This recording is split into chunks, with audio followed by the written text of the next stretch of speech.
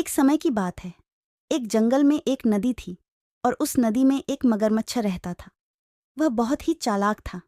वह नदी की सारी मछलियां खा जाता और उनसे भी उसका पेट नहीं भरता है। तो वह एक दिन सोचता है, चलो क्यों ना आज से इंसानों को खाया जाए। एक दिन एक आदमी नदी में पानी पी रहा था तो मगरमच्छ ने उसे पकड़ लिया और खींचकर नदी के अंदर ले गया और उस आदमी को खा लेता है। यह बात धीरे धीरे आसपास के कई गांव में फैल गई। अब उस कोई भी नदी के पास नहीं जाता। मगरमच्छ का मन बहुत ही परेशान होने लगा। एक दिन वह नदी के अंदर मछलियां खोज रहा था।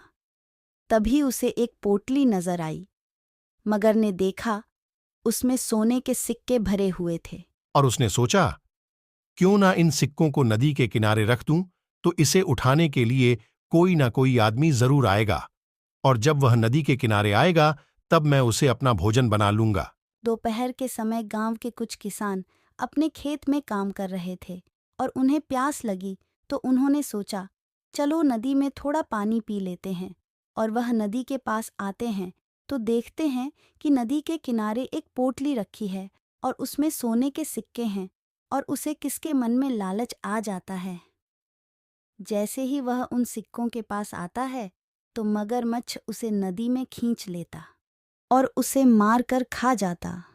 अब मगर को यह हर दिन का काम हो गया। अब उसे बहुत मज़ा आने लगा। बैठे बिठाए उसके खाने का इंतज़ाम हो गया था। और ऐसे ही कई महीने गुजर गए। गांव के बहुत से लोग गायब हो गए। तब गांव वालों ने सोचा, क्यों ना कलेक्टर साहब के पास जाकर फरियाद करें। और गांव के सभी लोग कलेक्टर साहब के पास गए और कलेक्टर साहब को सारी बात बताई। तो कलेक्टर साहब ने 2 शिकारी दिए और दोनों शिकारी नदी के पास छिपकर मगरमच्छ पर नजर रखने लगे।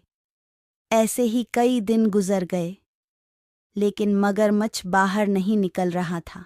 तभी एक शिकारी ने सोचा कि यह मगरमच्छ ऐसे नहीं निकलेगा, हमें इसे बाहर निकलना होगा। और फिर शिकारी धीरे धीरे नदी की ओर आगे बढ़ने लगा। और मगरमच्छ जैसे ही परछाई देखा है, वह बाहर निकलता है।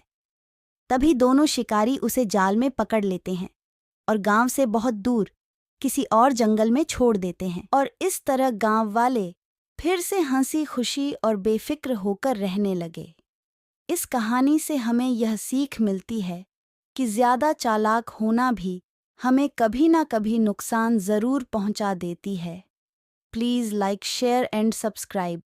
Thank you for watching.